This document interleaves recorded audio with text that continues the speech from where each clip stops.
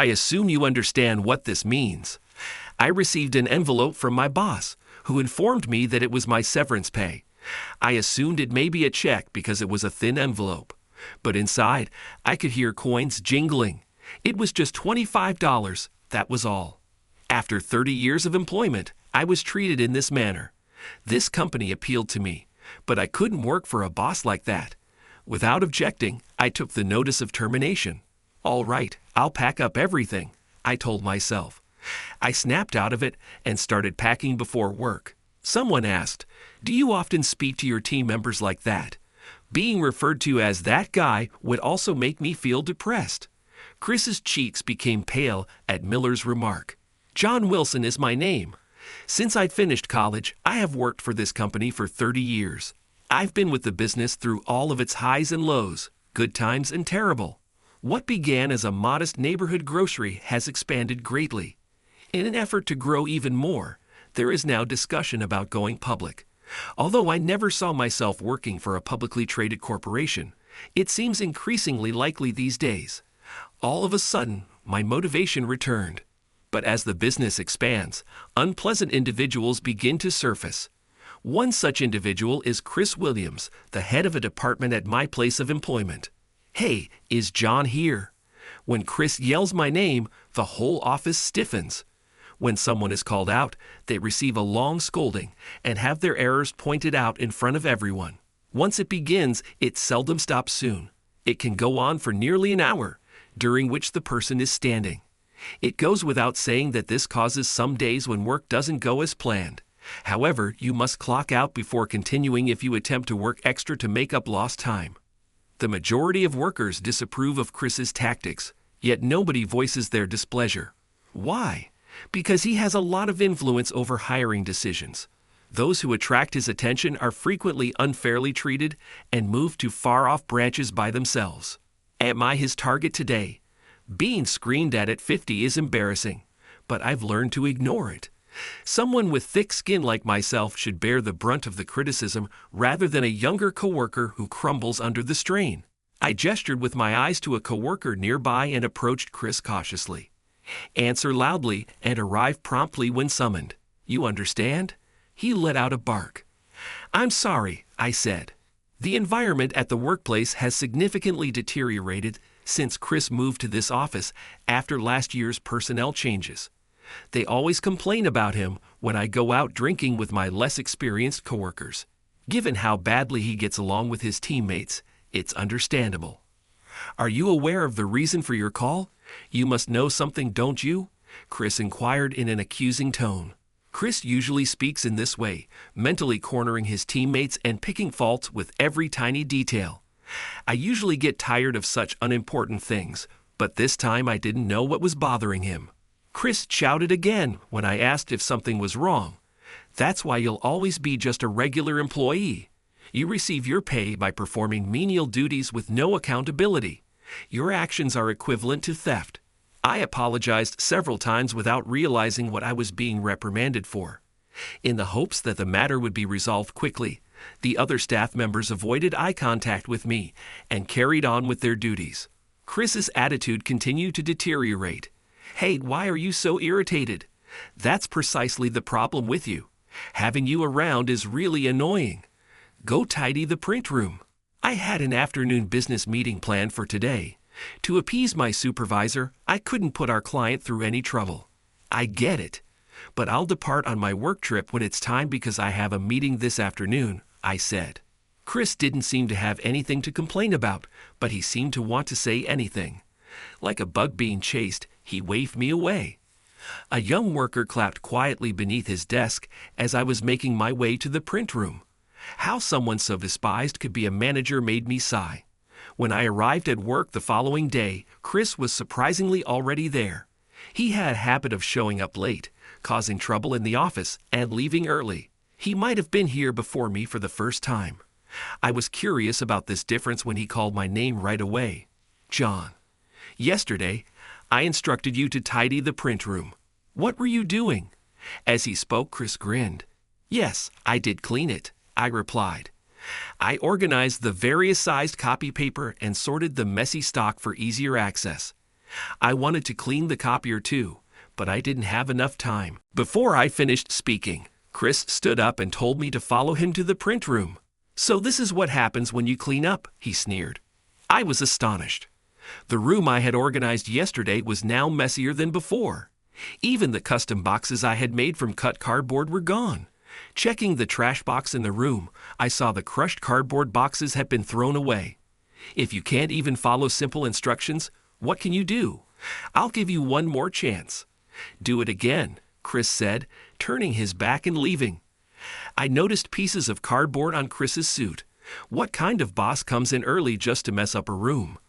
I felt a deep sense of contempt for Chris. Then I began reorganizing the print room. Just as I finished and was about to take a break, Chris's harassment continued. My name was called out loudly again. A young employee looked at me with pity, but I signaled that I was all right. "Is there something wrong?" I asked. Chris was waving a piece of paper in front of me. It was the report I had compiled after yesterday's business trip. This time, I could guess what Chris wanted to say.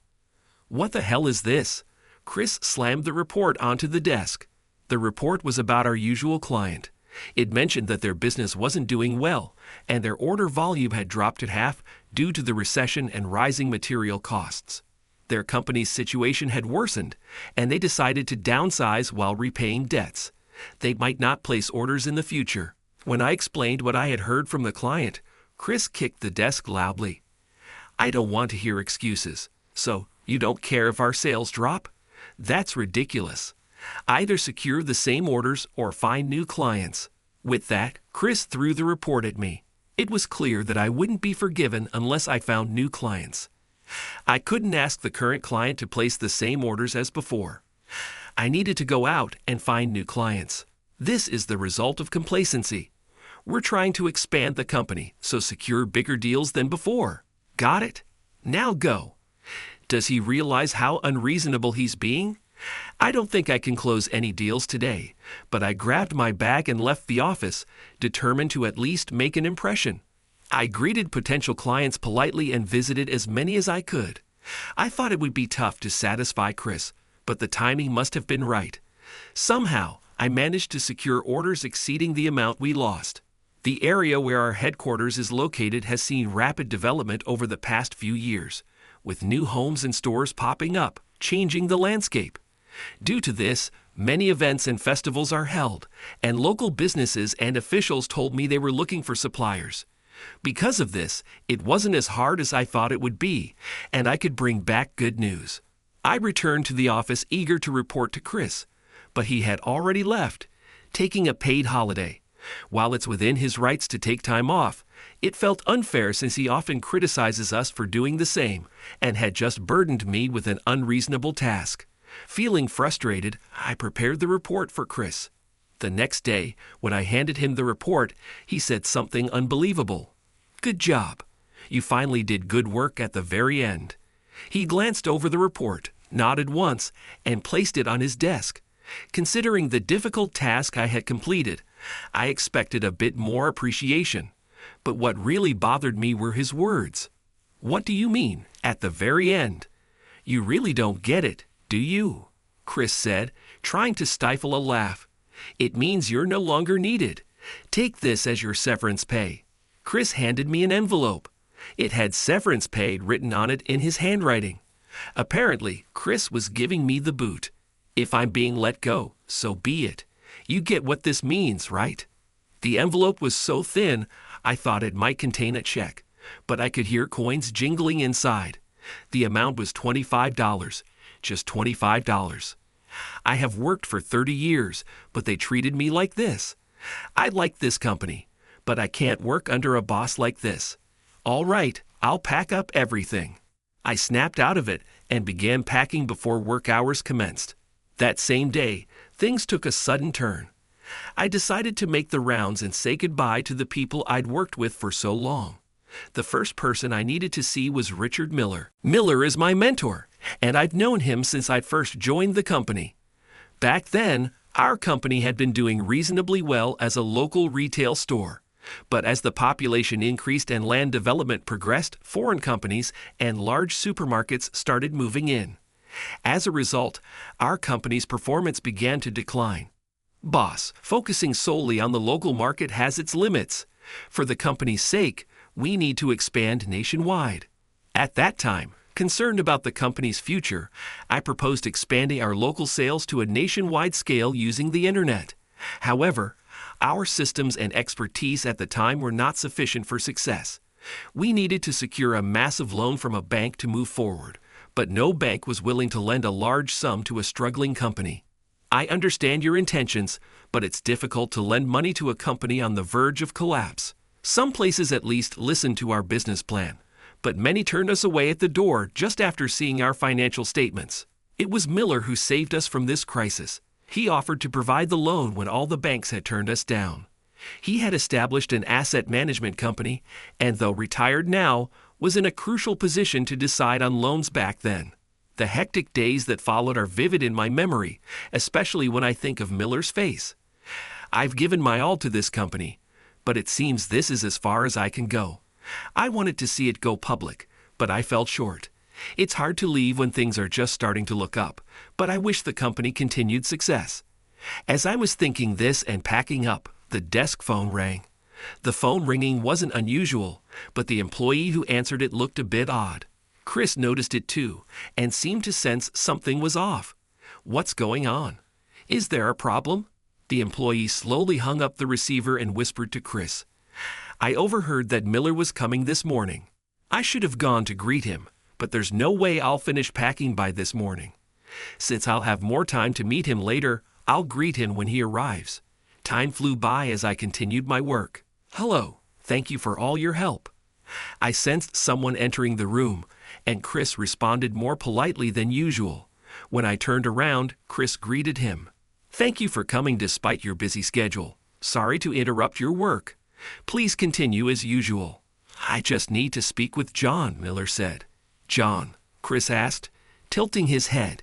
He probably thought he misheard the name. Employees who have been with the company for a long time know that Miller, our investor, is my mentor. However, Chris, who recently joined from another company, likely didn't know. I smiled and approached the two, greeting Miller. Mr. Miller, thank you for everything and for all your support. When we meet in private, Miller and I speak informally.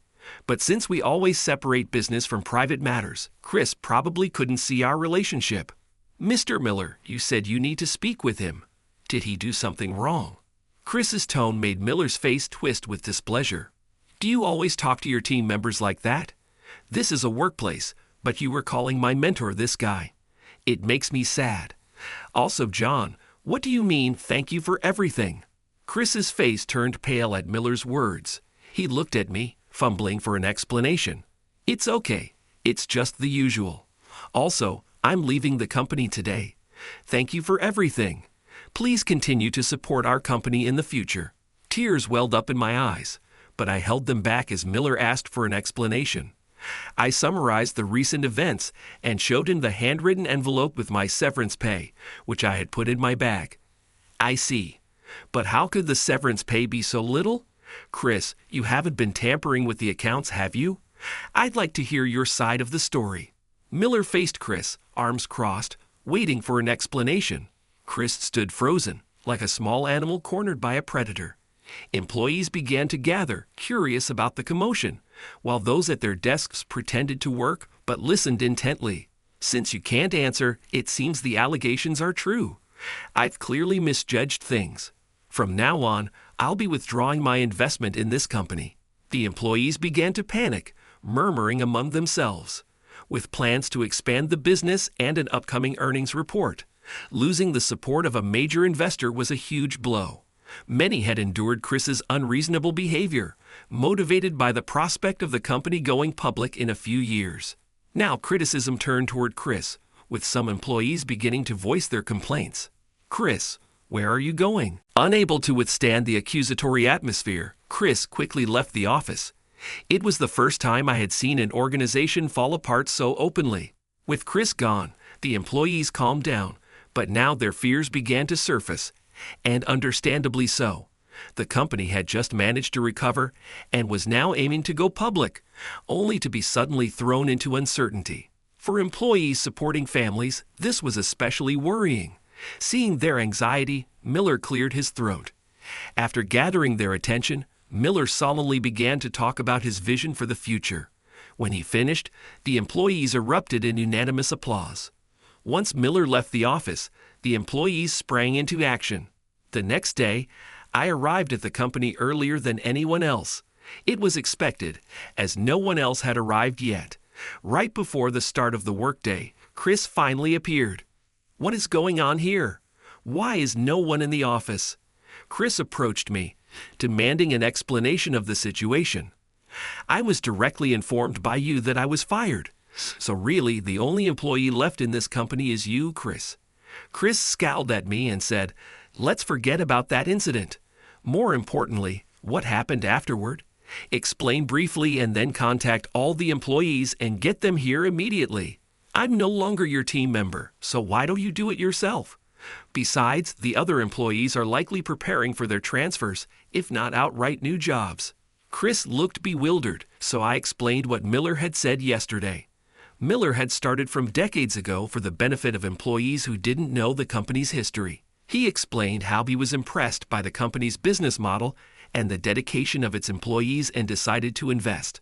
His investment helped the company grow while changing direction to stay relevant. Miller felt the company was crucial for revitalizing the region and provided more funding than planned. However, he noticed the employees had lost their spirit recently. Even though business expansion had begun smoothly, securing top-notch accounting software, website developers, and acquiring internet-savvy companies, things weren't going well. Miller's inquiries led him to believe there were internal issues within the organization. Yesterday's events started when he came to see for himself. So Miller came just to check the company atmosphere. But what about the other employees? They can't just leave and expect to find new jobs immediately. No, Miller did have business with me. He wanted to discuss some new ventures. I elaborated on what Miller had shared. Miller was planning to launch new projects himself. He came to discuss potential partnerships with our company. But after yesterday's incident, he proposed either buying out the company or starting a new venture on a large scale from the beginning, and offering jobs to all employees here.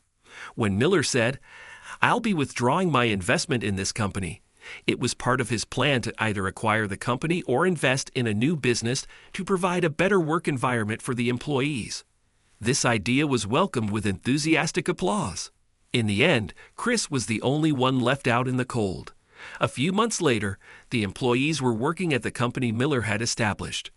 True to Miller's vision, he successfully launched the new venture. It grew to a size much larger than the previous company, employing everyone who had been left adrift.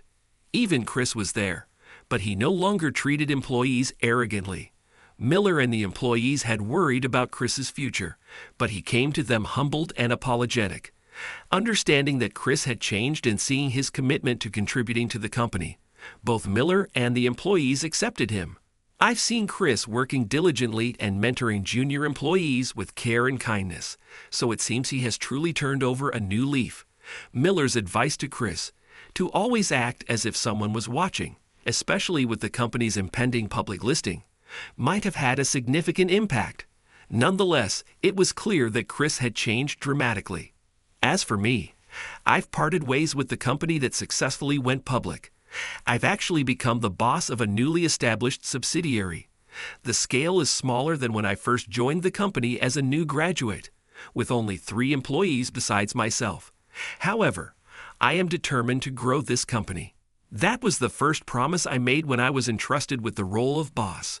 I made one other promise as well, to make my employees feel satisfied with their job. This is something important I learned from my not-so-short career as a company employee.